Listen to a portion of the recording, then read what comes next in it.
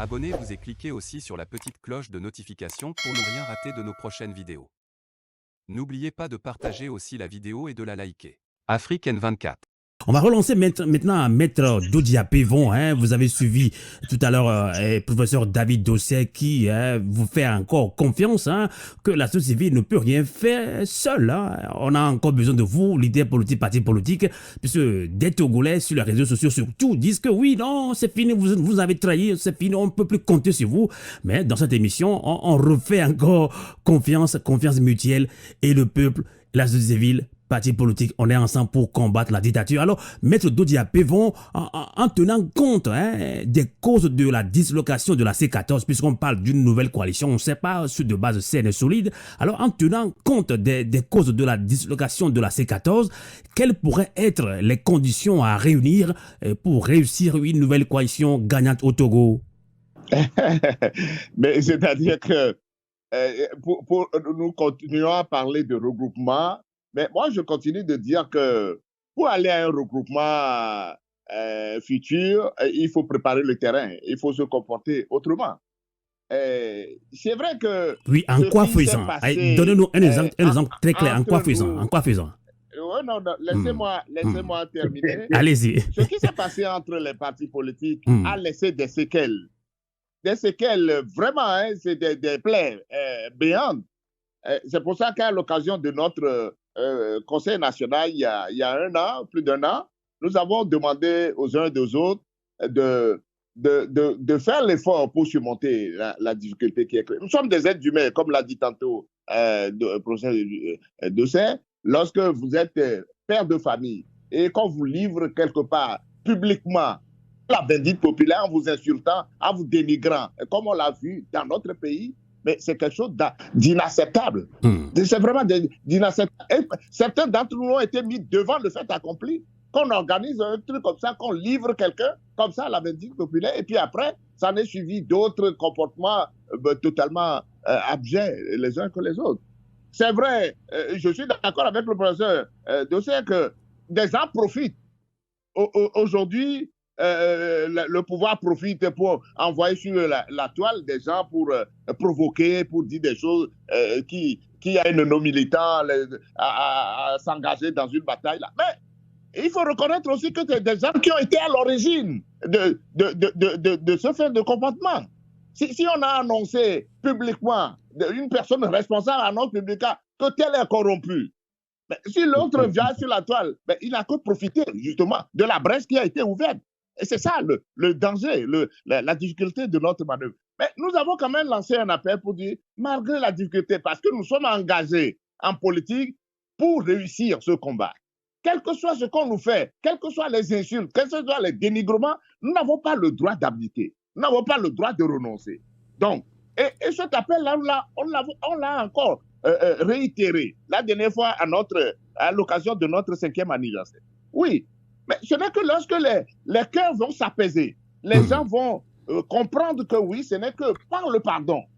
Et surtout en amenant ceux qui ont commis des fautes comme ça les uns à l'égard des autres, si on peut se parler et se pardonner, mais on prépare le terrain déjà vers pour quelque chose de plus compréhensible. Mais quand la personne n'a pas digéré et vous dites oui, mais venez, regroupement, j'avoue que c'est compliqué. Maintenant, lorsque le terrain va être préparé demain et que les cœurs va être surmonté et que nous allons réfléchir véritablement à aller à un regroupement, mais ce que je dis essentiellement, c'est que le regroupement-là va être basé sur quelque chose de plus solide. De plus solide, c'est-à-dire que quand on va à un regroupement, nous allons souvent à nos regroupements sans nous entendre sur le minimum avant de commencer. D'accord. On ne peut pas aller comme ça parce qu'on crée ces regroupements-là selon les circonstances. Bon, un événement se produit, on dit venez, regroupons-nous, allons-y. Non. Mais cette fois-ci, il faut avoir le temps de réfléchir pour dire mais sur quoi nous nous sommes mis d'accord, quel est le minimum sur lequel on peut s'entendre.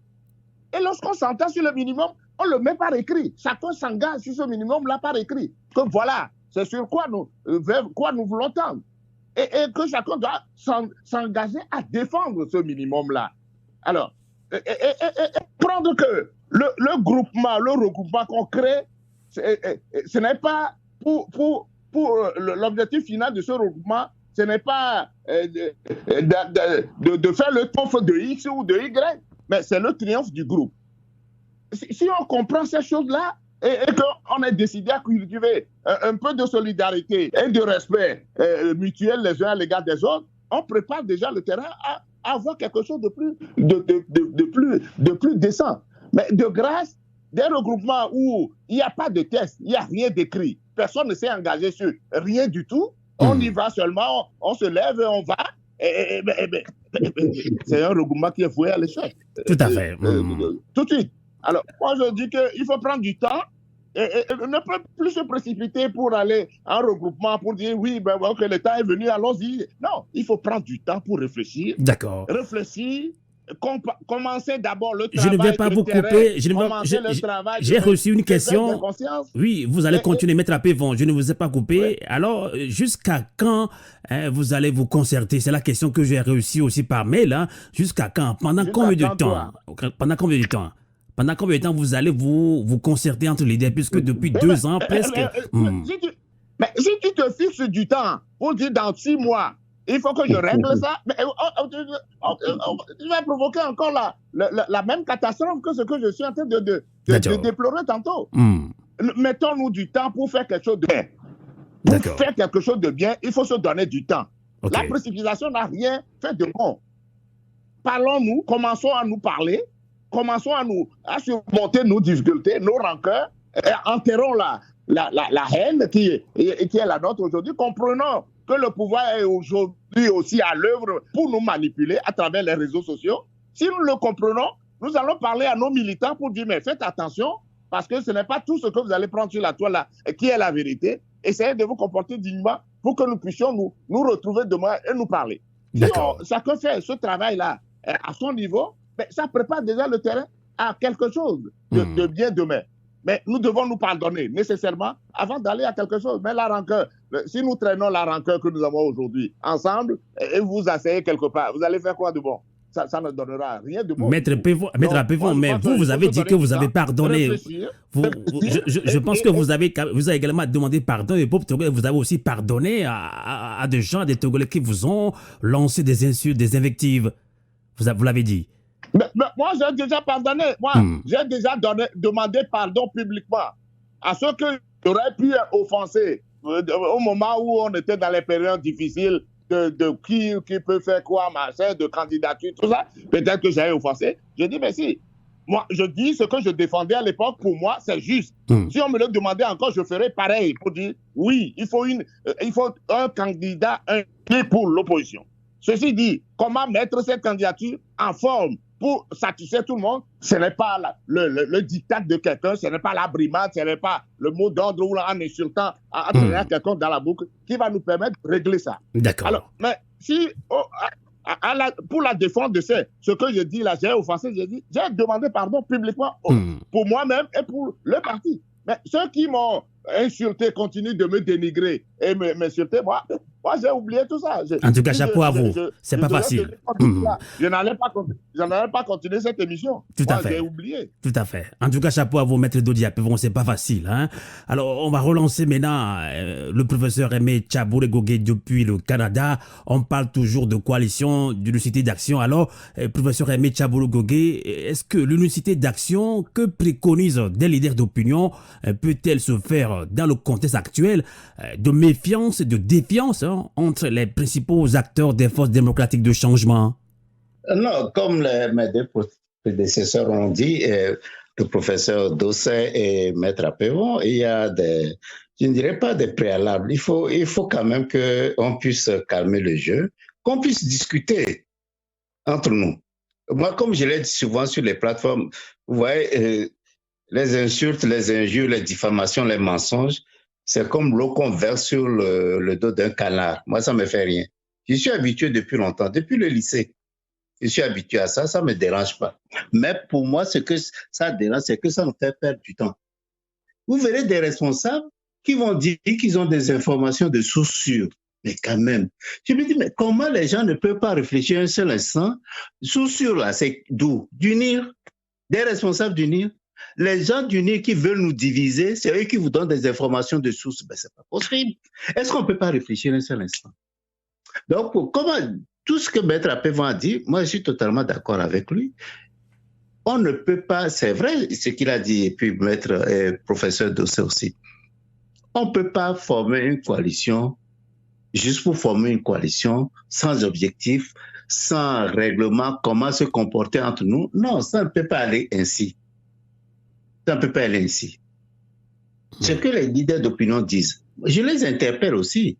Ils doivent agir dans ce sens. Je suis totalement surpris, scandalisé, lorsque je vois des choses écrites sur les plateformes et que des gens, des responsables, des leaders d'opinion sont sur cette plateforme, ils ne disent rien.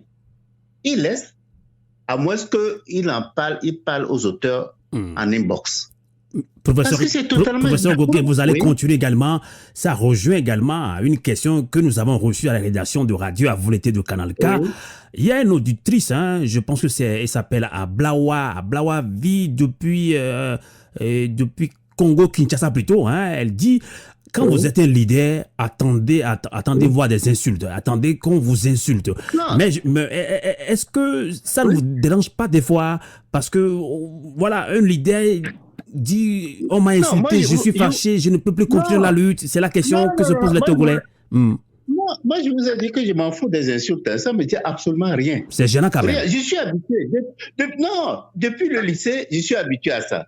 J'ai même dit à mes militants, lorsqu'on vous insulte, faites attention. Il est possible que dedans, il y a une petite vérité et que vous devez exploiter. Peut-être que c'est blessant, mais peut-être vous pouvez en profiter. Mais ce que je disais aux gens encore, ce n'est pas parce que vous êtes leader, on peut vous insulter, etc. Ce que l'autre a dit, Maître Dosso a dit, mais ça ne vous donne pas le droit à vous d'insulter. Tout à fait, c'est vrai. Quelle est cette histoire? Parce qu'on peut insulter, un leader doit accepter les diffamations, etc. Et ça vous donne le droit d'insulter, de raconter du n'importe quoi. Mais ce n'est pas possible. Ça. Non. Donc, nous écoutons les leaders d'opinion, c'est vrai que c'est important, nous tous nous l'avons reconnu ici, que nous ayons une coalition, c'est-à-dire qu'on puisse entendre. Mais ça, on ne peut plus faire ça comme avant.